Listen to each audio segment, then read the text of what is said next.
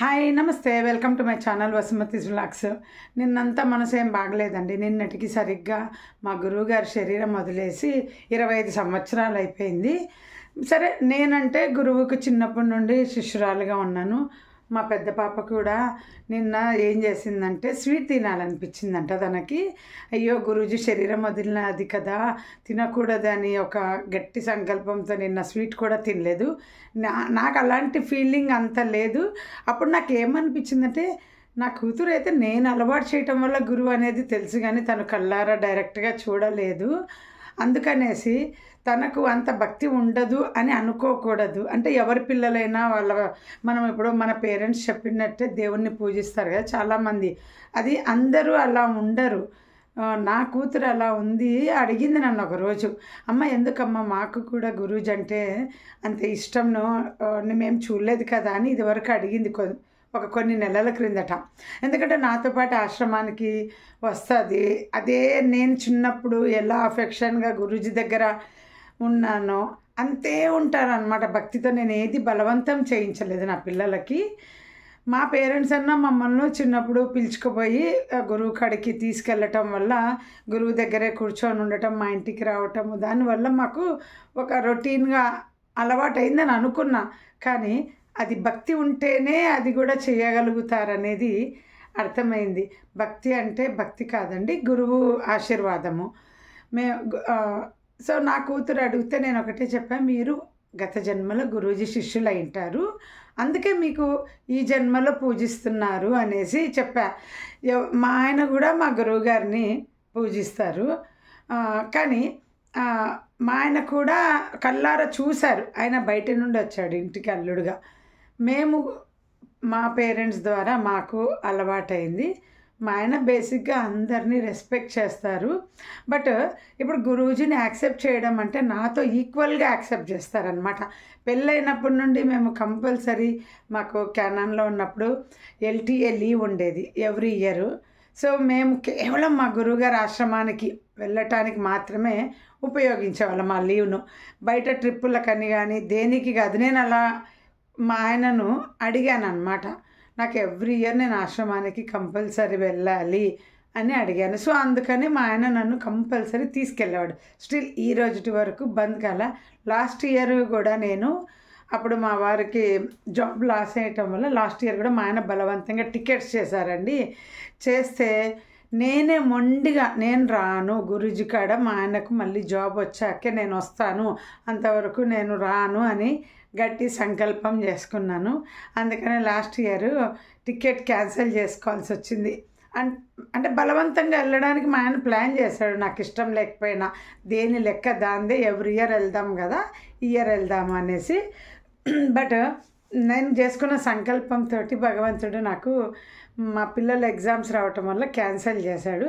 సరే, ఇంకా year job వచ్చింది కదా, సో ఇయర్ వెళ్దామని 2 months అయిపోయింది టికెట్ చేసుకొని. నా ప్లాన్ ఏంటంటే నేను November 15th వెళ్ళాలి అని ప్లాన్ చేసుకొని, నా ఒక్కదానికి, మా పిల్లలు ఇద్దరు ఏం చెప్తున్నారంటే, నువ్వు ఆశ్రమంను మిస్ అవ్వద్దు, ఎట్లాంటి పరిస్థితులు ఉన్నా కానీ నువ్వు కంపల్సరీ వెళ్ళాలి అమ్మా, నీకు ఒక మైండ్ డైవర్షన్, నీకు నచ్చిన ప్లేస్ అది, పుట్టిల్లులాగా నువ్వు ఫీల్ అవుతావు, నువ్వు కంపల్సరీ మమ్మల్ని పట్టించుకోవద్దు, నువ్వు ఒక్కదాన్ని వెళ్ళు అంటే నేనేం చేశాను, సరే అని ఒప్పుకొని వెళ్తూ ఉంటే అనుకోకుండా మేము ఇప్పుడు క్యాన్సిల్ చేసుకున్నా. నేను నిన్న కూడా ఆశ్రమం నుండి మహారాజ్ ఫోన్ చేసి, నిన్ననే అదే గురూజీ శరీరం వదిలిన రోజు, వస్తుందా వసు అనేసి ఫోన్ చేసి అడిగితే రీజన్ చెప్పారు మా ఆయన. సరేలే ఓకే అనేసి అన్నారు.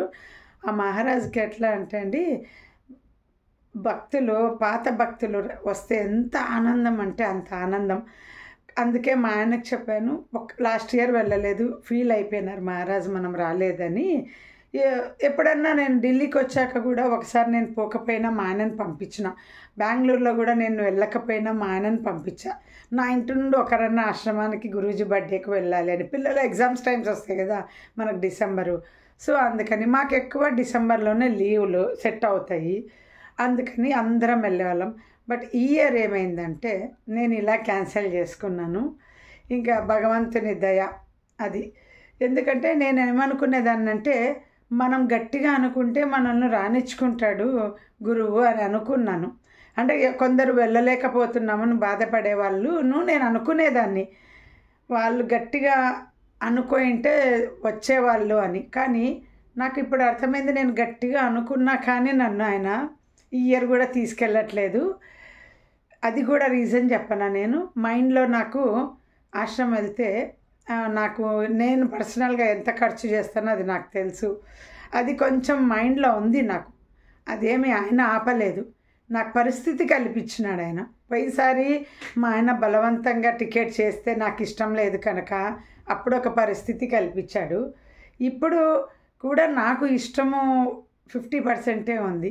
నేనున్న ప్రస్తుతం సిచ్యుయేషన్లో అంత కంఫర్ట్గా లేను ఆశ్రమానికి వెళ్ళటానికి. మైండ్ ఒప్పుకోవటం లేదు. ఇన్నేళ్ళు పోయినాం కదా, ఏమీ వెళ్ళకపోతే 3 years once వెళ్ళొచ్చు కదా అని. సో మేబీ నెక్స్ట్ ఇయర్ నాకు ఆ అదృష్టం కలగచ్చు. నేను ఇది ఎందుకు చెప్తున్నా అంటే, ఇది నా గురువు క్యాన్సిల్ చేయలేదు. నా మనసులో నాకు 100% వెళ్ళాలి అని లేదు. నేనున్న సిచ్యుయేషను, నా ఫైనాన్స్ ప్రాబ్లంకి ఇప్పుడు ఆశ్రమంకి పోకుండా నేను మిగిలించుకోవచ్చు కదా డబ్బు అన్న ఒక ఫీలింగ్. అందుకు ఇప్పుడు నేను ఆయన దగ్గరికి డబ్బు లేనప్పటి నుండి పోతున్నాను, కానీ ఏ రోజు ఆ ఫీల్ రాలేదు ఆశ్రమానికి పోయి నేను ఇంత డబ్బు ఖర్చు చేస్తున్నాను. కానీ ఇప్పుడు ఎందుకు వచ్చింది అంటే, అది నా పర్సనల్ మ్యాటర్. ఏంటంటే నేను అంత కంఫర్ట్గా లేను, బట్ అట్లా అని నేను వెళ్ళి హ్యాపీగా ఉండను అని కాదు, మైండ్ నాకు ఒప్పుకోవట్లేదు. అందుకని ఈ రకంగా దేవుడు నాకు ఈసారి కూడా వెళ్ళకుండా చేశాడు గురూజీ. సో మా గురువుగారి శరీరం వదిలినప్పుడు ఆల్రెడీ మీకు ఎవరికైనా మా గురువుగారి సత్సంగం వీడియోలు వినాలని అంటే ప్లేలిస్ట్లో వెళ్ళి స్వామి పరమానంద పుస్తక వచనం అని పార్ట్ 1 పెట్టాను.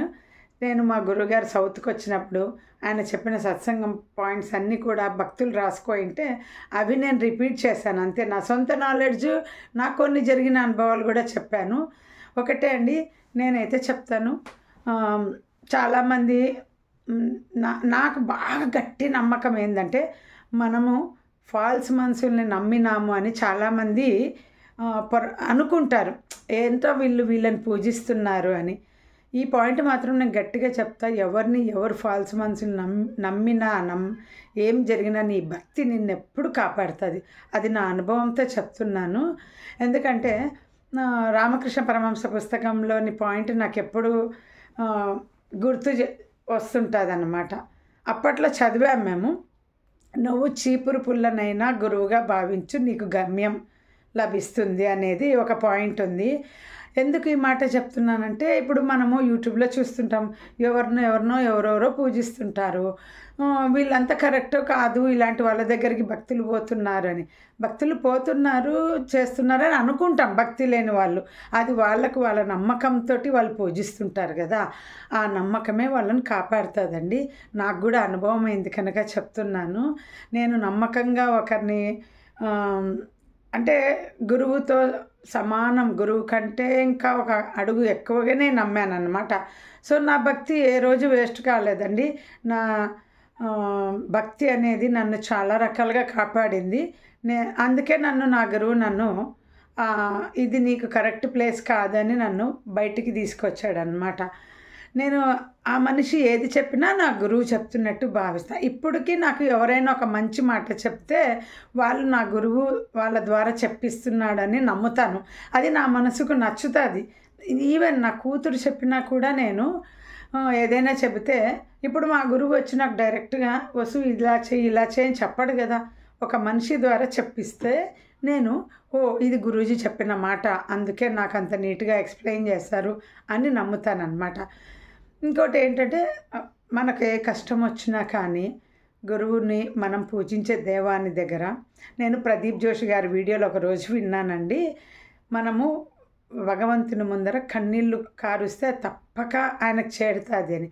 అదే కాదు, నాకు ఏ బాధ వేసినా, అంటే బాధ అంటే ఇప్పుడు ఇంట్లో వాళ్ళతో గొడవ అవుతుంది, వాళ్ళను ఎదిరించలేము, మనల్ని వాళ్ళు అర్థం చేసుకోలేదని బాధపడతాం కదా.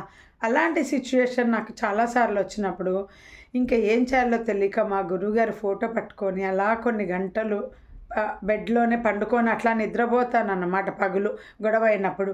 సో నువ్వే చూసుకో, నాకు తెలియదు, నా లైఫ్లో ఏమవుతుందో తెలియటం లేదు, నాకు సంబంధం లేదు, నాకు ఓపిక లేదు ఇంకా అని అలా ఏడ్చేసాను అనమాట ఒకరోజు.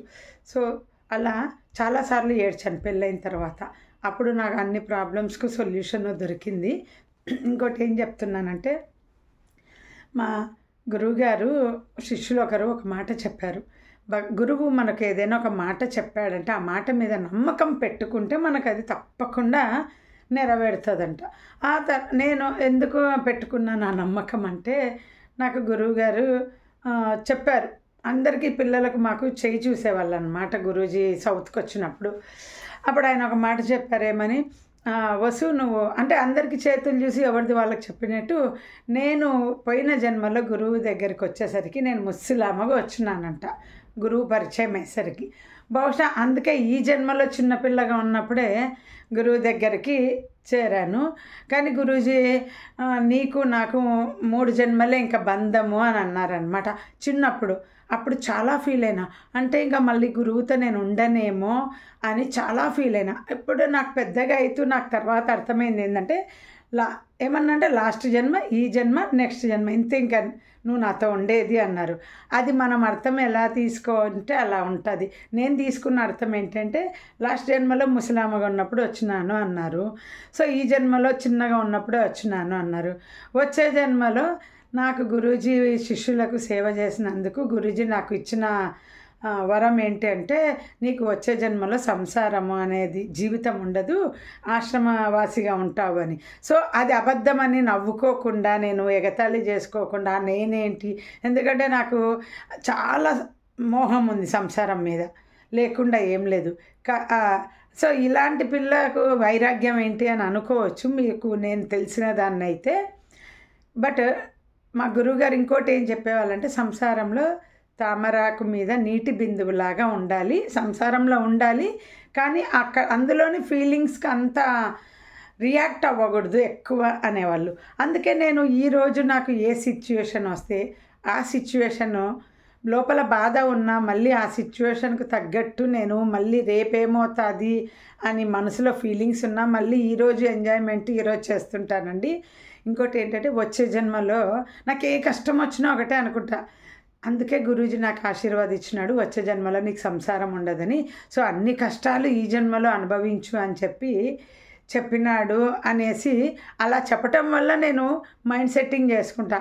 మా ఆయనతో కూడా చాలాసార్లు, దేవుడు నాకు సంసారం అంటే ఇష్టం లేకుండా ఉండాలని నిన్ను ఇచ్చి చేశాడు, ఫుల్ 100% కంఫర్ట్గా ఉండింటే నేను సన్యాసిగా అవ్వాలని ఎందుకు అనుకుంటా, వచ్చే జన్మల ఆశ్రమవాసి అవ్వాలని ఎందుకు అనుకుంటాను. ఏదైనా వైరాగ్యం రావాలి, విరక్తి రావాలి. మనకైతే విరక్తులు వస్తాయన్నమాట, వైరాగ్యం రాదు, విరక్తి అన్నమాట. మనం జ్ఞానులం కాదు కదా, జ్ఞానులకు వైరాగ్యం వస్తుంది. మన లాంటి అనుభవంతో వద్దురా దేవుడా అని అనుకునేలా చేస్తాడు దేవుడు.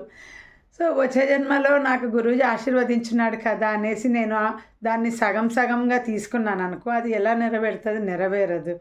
అందుకు భగవంతుడు నీ కోరుకోవడం కూడా, మా గురువు శిష్యులు ఒక మాట చెప్పినారు నాకు, భగవంతుడిని కోరుకోవటంలో కూడా చాలా తెలివిగా కోరుకోవాలి ఏదైనా కోరిక అని. అప్పుడు నేను ఎప్పుడు అనుకుంటాను, నా జీవితాన్ని నువ్వే చూసుకో గురూజీ, ఎలా చేయాలనుకుంటే అలా అని. కానీ మా పిల్లలకి ఏం చెప్తాను తెలుసా, ఆ నాలెడ్జ్ తోటి చెప్పినాను, ఎప్పుడు నేను హ్యాపీగా ఉండాలని కోరుకోండి అంతే. హ్యాపీగా ఉంటే ఇంక అంతకంటే మించింది ఏముంది.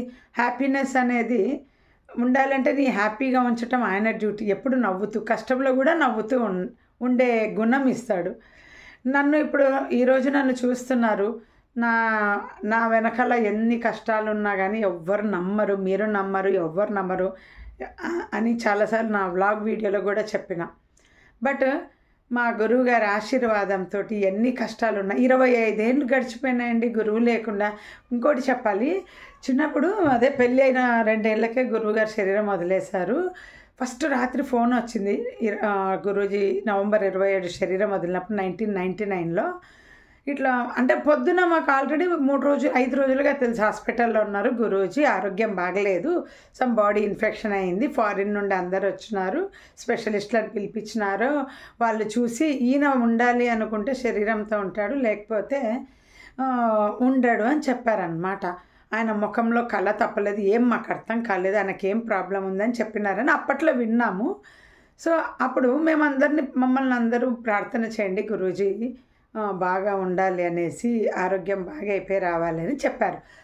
అప్పుడు నేనేం చేశాను, నేను కూడా ఎలా మొక్కున్నాంటే గురూజీ మా అందరిని నువ్వే కాపాడేది, నీ ఆరోగ్యాన్ని కూడా మీరు కాపాడుకోండి అని అలా నేను ఒకరోజు ప్రార్థన చేశాను. ఇంకా రాత్రి గురూజీ శరీరం వదిలేశారని ఫోన్ రాగానే ఫస్ట్ మా ఆయనతో ఏమన్నాను తెలుసా, ఎట్లా అండి మా జీవితాలకు గురూజీ లేకుంటే ఎట్లా అండి అని వెంటనే అన్న 11కో 12కో ఫోన్ వచ్చింది, 10:30 అలా 11కు ఫోన్ వచ్చింది అనమాట, గురూజీ శరీరం వదిలేశారు. సో మేమందరము ఫ్లైట్లో వెళ్ళామండి. నెక్స్ట్ డే 32 మందిమి కలిసి అందరము మా ఆయనని హైదరాబాద్లో టికెట్స్ చేపించి మళ్ళీ అందరు వచ్చి డబ్బులు ఇచ్చే వరకు ఆ స్టోరీ అంతా అందరికీ తెలిసిందే. అది మా వాళ్ళందరికీ 1 మంత్ బేబీతో సహా వెళ్ళామన్నమాట. ఇప్పుడున్న మహారాజులకు ఫోన్ చేసి మేము వస్తాము గురూజీని ఉంచుతాము అంటే మీరు అంతమంది వస్తామంటే తప్పకుండా ఉంచుతామని మా కోసం ఉంచి నెక్స్ట్ డే గురూజీని యాక్చువల్గా సన్యాసుల్ని సమాధి చేయకూడదంట, దహనమే చేయాలంట, ఆశ్రమంలోనే చేశారనమాట. మా గురూజీ శరీరం వదిలేసినప్పుడు మేమందరం వెళ్ళినాం కదా, నేను మాత్రం ఏడవలేదండి, ఫ్రాంక్గా చెప్తున్నాను, ఏడుపు రాలేదు నాకు.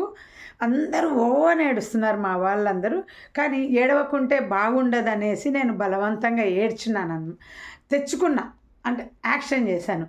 కానీ నాలో ఒక ఇన్ఫీరియారిటీ కాంప్లెక్స్ ఉంది, ఏంటి నాకు భక్తి లేదా, నేను ఏడవలేదు, నాకు భక్తి లేదా అని నేను ఫీల్ అయ్యి ఇంకొక రోజు తట్టుకోలేక మా గురువు శిష్యులను అడిగిన, నాకు ఎందుకు ఏడుపు రాలే, అందరూ ఏడ్చున్నారు, నేను తప్ప, నాకు చాలా ఇన్ఫీరియారిటీ కాంప్లెక్స్ ఉంది, నేను భక్తిరాలను కాదా అంటే, వదిలి ఉండలేము అనుకున్నప్పుడు ఏడుపు వస్తుందంట, మనతోనే ఉన్నారు అనుకున్నప్పుడు ఏడుపు రాదంట. ఆ 2 మీనింగ్లు చెప్పారనమాట. లేడు అంటే డైరెక్ట్ నాకు చెప్పిన మ్యాటర్ ఏంటంటే, గురువు లేడు అనుకున్నప్పుడు ఏడుపు వచ్చింది వాళ్ళకు అని, ఇండైరెక్ట్గా నువ్వు ఉన్నాడు అనుకున్నావు కనుక నీకు రాలేదన్న మీనింగ్ నాకు అర్థమైంది. ఈ మాట నాకు ఎందుకు అనిపించిందంటే, నా పెళ్ళైన కొత్తలో ఆశ్రమానికి వెళ్ళినప్పుడు ఒక గురూజీ శిష్యుడు గురూజీని ఏమడిగినా అంటే, మీరు ఎప్పుడు ఫారిన్ వెళ్తుంటారు కదా, మేము ఏదైనా మీకు ఫోన్ చేసి చెప్పాలంటే మీరు ఉండరు అందుబాటులో, అప్పుడు మాకు ఏదైనా మా ప్రాబ్లం వచ్చినప్పుడు మీకు ఎట్లా చెప్పాలి గురూజీ, మేమంతా ఏంటంటే ఏ ప్రాబ్లం వచ్చినా గురూజీ దగ్గరికి పర్సనల్గా వెళ్ళి చిన్నప్పటి నుండి సొల్యూషన్ గురూజీని అడుగుతాము, గురూజీ ఫస్ట్ ఇచ్చిన ఆన్సరే కరెక్ట్ అవుతుంది అన్నమాట, అది చెయ్యమని. రెండోసారి అడిగితే ఆయన సరే అట్లా చేసుకో అంటాడు. ఒకేసారి అడగాలి, ఆయన ఫస్ట్ ఇచ్చినది ఆన్సరే మనకు జరుగుతుంది. అది వినకుండా మేము ఇలా చేయొచ్చా పోనీ అలా చేయొచ్చా అని అడిగితే ఇంకా చేసుకో అనేస్తారు. సో మేము రెండో ఆన్సర్ పట్టుకుంటాం అన్నమాట. చాలా మటుకు ఫస్ట్ ఆన్సరే వినాలి, ఆయన ఫస్ట్ చెప్పినదే కరెక్ట్ అవుతుంది అన్నమాట. అందుకని ఆయన ఒకతను అడిగితే గురూజీ ఏమన్నాడంటే, మీరు మనసులో సంకల్పం చేసుకోండి, ఏదైనా నాకు చేరుతుంది అని చెప్పారు. మీ బాధ ఏదున్నా మనసులో సంకల్పం చేసుకుంటే నాకు ఎప్పుడు కూడా నా పిల్లలు కూడా ఇప్పటికీ నా పిల్లలు మా వెనకాల ఎప్పుడు మా ఇంట్లో మా వెనకాల మా గురువు ఉన్న ఫీలింగ్, ఎంత పెద్ద కష్టం వచ్చినా ఆయన ఉన్నాళ్ళు ఆయన చూసుకుంటాడు, నాకెందుకు అని ఆయన మీద పడేస్తాను. కానీ లోపల బాధ ఉంటుంది, కానీ ధైర్యం కూడా ఉంటుంది. ఆ ధైర్యమే నన్ను ఎన్నేళ్ళు ముందుకు పంపింది. 25 ఏళ్ళు అసలు గురువు లేకుండా నేను లైఫ్లో, ఎందుకంటే 6th క్లాస్ చదువుతున్నప్పటి నుండి గురూజీతోనే మా లైఫ్. మా అమ్మ వాళ్ళ ఇంట్లో మాకు ఎక్కువ గురువుతోనే అటాచ్మెంట్ ఎక్కువ. సంవత్సరానికి 4 సార్లు ఆశ్రమాలకు పోవటము, మాకు ఏ ప్రాబ్లం హెల్త్ ఇష్యూస్ వచ్చినా ఏమొచ్చినా గురూజీని అడగడం, గురూజీ చెప్పిన సొల్యూషన్లు పాటించడం. నా బ్లాగ్ రెగ్యులర్గా చూసే వాళ్ళకి అర్థమవుతుంది. మా గురువు శిష్యులు కూడా ఒకసారి నాకు చెప్పినారు, ఏమని, ఈమెకు గురూజీ గురించి చెప్పకుండా పెళ్ళికి ముందు ఉండలేదు, కడుపు ఉబ్బిపోతుంది గురూజీ చెప్పకుండా ఉంటే అని. ఎప్పుడు యూట్యూబ్లో చాలాసార్లు నేను చెప్పినప్పుడంతా నాకు ఆ పాయింట్ గుర్తొస్తూ ఉంటుంది అన్నమాట. సో నేను చాలా సంతోషపడతానండి, మా పేరెంట్స్ మాకు మంచి గురువు ఆశ్రయం ఇచ్చినారని. సో నా పిల్లలకు కూడా అదే ఫీలింగ్ని కలిగించా నేను కూడా. అంటే రెగ్యులర్గా ఆశ్రమానికి నేను తీసుకెళ్ళటం వల్ల నా పిల్లలకు కూడా ఒక వారసత్వం లాగా వచ్చేసింది. ఇంకా నా పిల్లలను నేను గురూజీని వదులు అన్నా కానీ నేను వదిలినా కానీ వాళ్ళు వదిలేనంత అటాచ్మెంట్ ఇద్దరు పిల్లలకి అలా. అది వాళ్ళు మొన్న ఆశ్రమం వెళ్ళినప్పుడు కూడా 2 years ago ఇద్దరు గురూజీ కాడ దీక్ష తీసుకున్నారు మహారాజుని అడిగి. నేనే ప్రెజర్ చేయలే, మాకన్నా మా పేరెంట్స్ చెప్పారు దీక్ష ఇప్పిస్తే తీసుకున్నాము అంతే. కానీ తీసుకున్న తర్వాత గురూజీ మీద చిన్నప్పటి నుండి ఉంది నమ్మకము. ఆ కాలంలో పేరెంట్స్ ఏ చెప్తే పిల్లలు అదే వినేవాళ్ళు కదా, అలాగే మాకు నమ్మకంతో మాకున్న అనుభవాలతో గురూజీని నమ్మినామండి.